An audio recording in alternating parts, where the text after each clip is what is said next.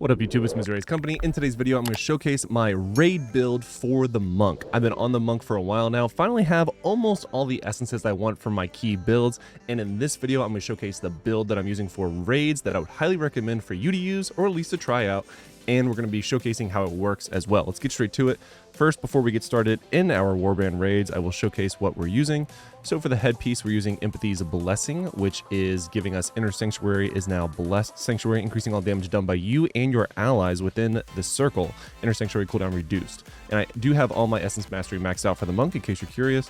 Now, I have Falcon's Dive, which is one of the newer chest pieces, which is Inner Sanctuary's range is increased by 29%, which is pretty insane, but it's really good for raids when you want your whole party to benefit from it. And then for the shoulders, this is an older one, but one that I've been trying to get for a long time.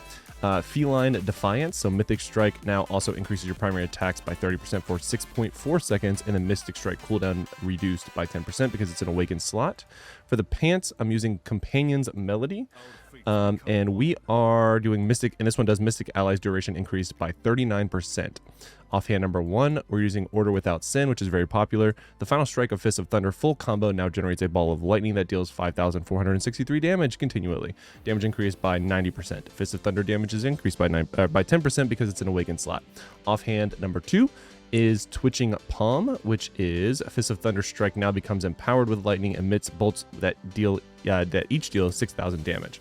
Then for main hand number 2, Safter's Lampter, which is Mystic Allies now summons 2 Flaming Spirits to fight by your side that causes nearby enemies to burn. Mystic Ally damage increased by 18%. Last but not least, Respite's Sigh, which is our last offhand. And that's going to be Inner Sanctuary duration increased by 39%. The goal with that is to be able to keep Inner Sanctuary and our Mythic Allies up as much as possible. That's going to be a big part of this build because that's where a lot of your bursty damage is coming from, and you're buffing your allies. I'm going to walk over here to our friend Training Aid so that I can showcase a couple other essences that I would recommend while we wait for our last group member here to join.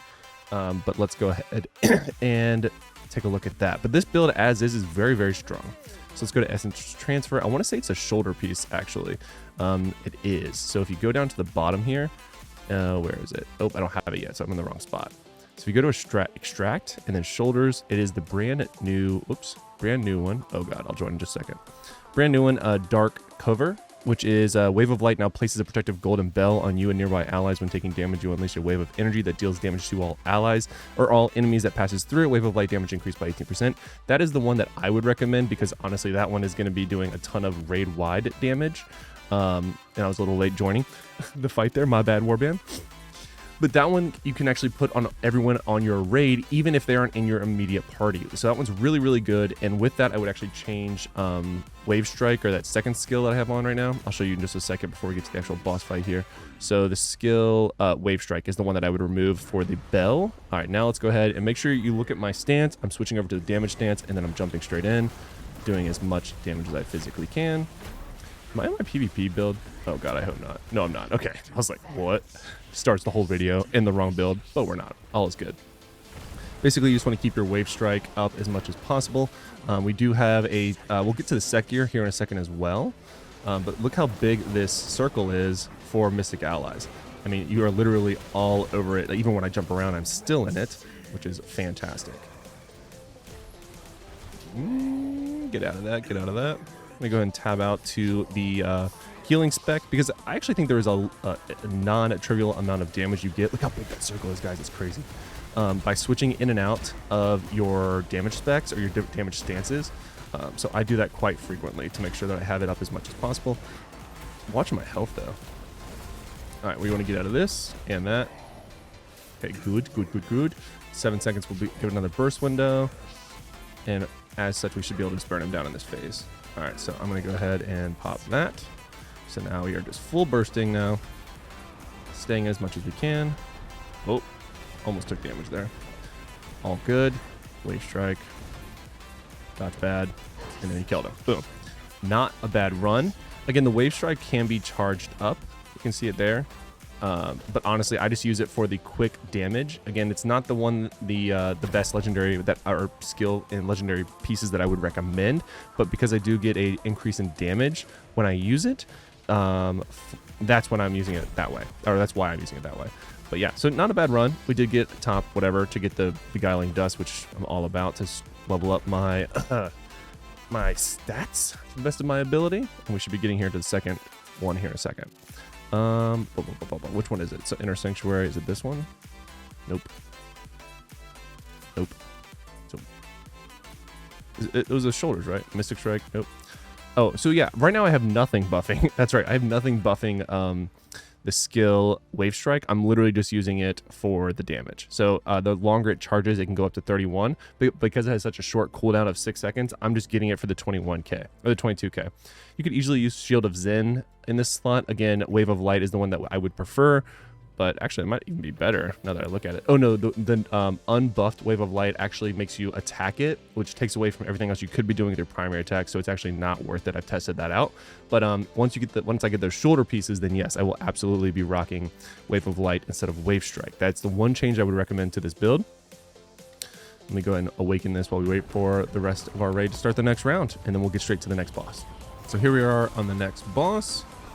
Not really sure what order we're going in. I know that I don't have the required combat rating. I think 26 is what we're looking at to get everyone to in order to the final boss of Inferno 3. We've cleared it depending on who's on and what their combat rating is. But yeah, right now I'm not at that point. All right, so I was a little off with my timing for my stance, but I just got that back up. I'm going to save that other Wave Strike. Mystic Strike, rather, until I get the other one back up. Alright. Looks like that Mystic Strike was actually good enough to open up and interrupt that, which is pretty nice, actually. Unless I just got lucky and I wasn't being... all illusions were defeated. Love that. So... God, I wish more than anything that we had damage meters in our... in these fights, because I feel like it already exists when you do the gauntlets, but it's just not, it's not something that exists when you do it in your warband raids, or just any raid really should have the damage numbers or damage modifiers to be able to track where you're at, like back in World of Warcraft. And I said that several times. That's been on my Diablo Immortal wish list for a long time. All right, here we go. Getting ready for the last round here. Okay. Charge this bad boy up. Boop. Don't know which one's which. There we go, whatever. We just CC'd them all down. Get another burst. And he's dead. Cool. Another one down. So again, it's very intuitive. You basically want to save your mystic allies for whenever your... God, what's it called?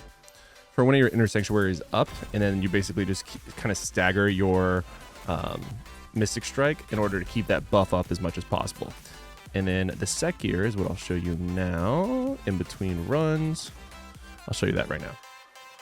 So the set pieces that we're currently rocking are 4-piece Gloom's Guide and 2-piece Vithus, which 2-piece Vithus does give us increased beneficial effect duration, and the Gloom's Guide increases your damage done by 15% after using a dash skill, increasing your critical hit chance by 22.5% for 3 seconds after using a dash skill.